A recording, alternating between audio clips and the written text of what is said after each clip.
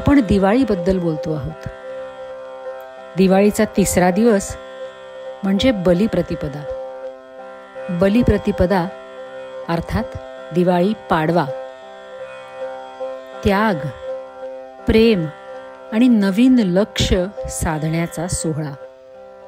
दिवाळीच्या दिव्यांची रोषणाई आपल्या दारातून थेट घरात प्रवेश करते आणि लक्ष्मीपूजन झाल्यावर येतो तो खास दिवस बलिप्रतिपदा, ज्याला आपण अत्यंत लाडक्या नावाने म्हणजे दिवाळी पाडवा असं म्हणतो.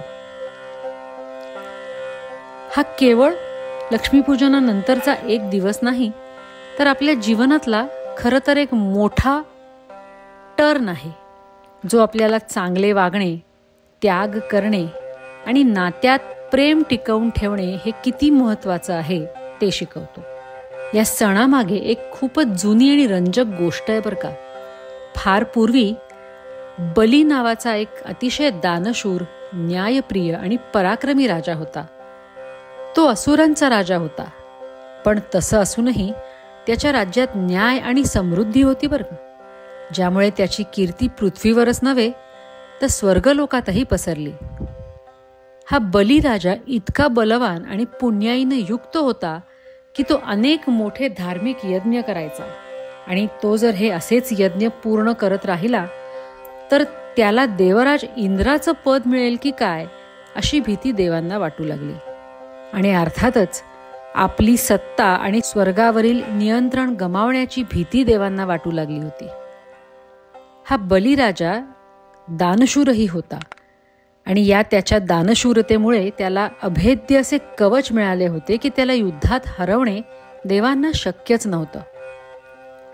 त्यामुळे देवांनी त्यांचे स्थान सुरक्षित ठेवण्यासाठी बलीच्या याच चांगुलपणाचा उपयोग करायचं ठरवलं आणि मदतीसाठी अर्थातच भगवान विष्णूंना साकडं घातलं. मग भगवान विष्णूंनी एका लहान मुलाचे म्हणजे वामनाचे रूप घेतले आणि राजा बलीकडे भिक्षेसाठी गेला. बटुरूप घेतलेल्या विष्णूंनी बलिराजाकडे फक्त 3 पावलं मावतील इतकी जमीन मागितली. राजा बलीने हसून हे दान लगेचच मान्य केलं, पण जसा त्याने शब्द दिला तसं वामनानं आपलं रूप इतकं वाढवलं की ते पाहून सगळे थक्क झाले. पहिल्या 2 पावलात त्यांनी संपूर्ण स्वर्ग आणि पृथ्वी व्यापली, आणि मग नंतर 3रं पाऊल ठेवण्यासाठी त्यांना जागाच उरली नाही. तेव्हा आपले वचन पाळण्यासाठी राजा बलीने त्यांना सांगितले की त्यांनी ते पाऊल आपल्या डोक्यावर ठेवावे. राजा बलीच्या या अतुलनीय त्याग भावनेने आणि वचनपूर्तीच्या कृतीने भगवान विष्णू इतके आनंदित झाले की त्यांनी बळीला पाताळातले राज्य दिले आणि एक खास वरदानही दिले. दरवर्षी या शुभ दिवशी तो आपल्या लाडक्या प्रजेला भेटायला पृथ्वीवर येऊ शकेल, आणि म्हणूनच या दिवशी आपण बलिराजाचे स्वागत करतो आणि इडापिडा टळो आणि बळीचं राज्य येवो असं म्हणतो. असं राज्य जे न्याय, समृद्धी आणि समाधानाचं प्रतीक आहे. बलिप्रतिपदा आपल्याला अनेक सुंदर गोष्टी शिकवते. ज्योतिषशास्त्रानुसार वर्षातील जे काही खास शुभ दिवस आहेत त्यापैकी हा एक महत्त्वाचा पूर्ण शुभ मुहूर्त मानला जातो. म्हणजेच चांगल्या कामांची सुरुवात करण्यासाठी, नवीन संकल्प करण्यासाठी हा दिवस अत्यंत उत्तम आहे.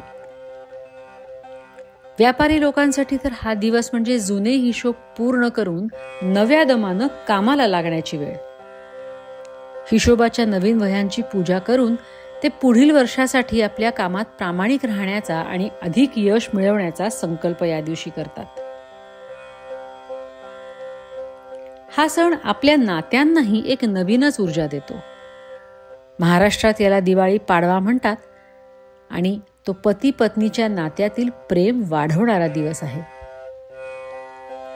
पत्नी आपल्या पतीला ओवाळते, जो केवळ एक विधी नसून तुमचे आयुष्य सुखाचे आणि दीर्घायुष्याचे असो अशी मनापासून केलेली प्रार्थना असते.